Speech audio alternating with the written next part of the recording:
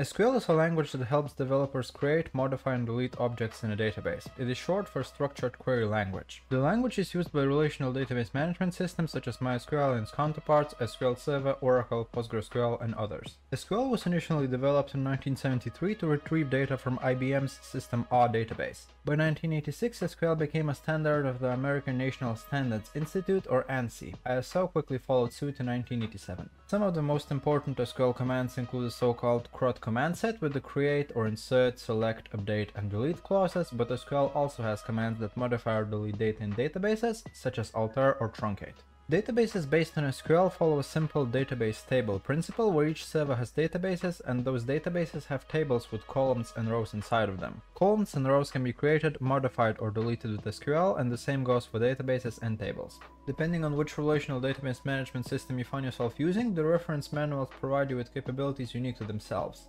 Those capabilities include but are not limited to indexes, data types, functions and operators, SQL statements, replication, stored objects and enterprise solutions, and so much more. All databases can be backed up in a variety of different ways and secured using standard methods, as well as ways that are unique to each relational database management system. Make sure to subscribe to this channel to know more about SQL, databases and things related to them, and until next time.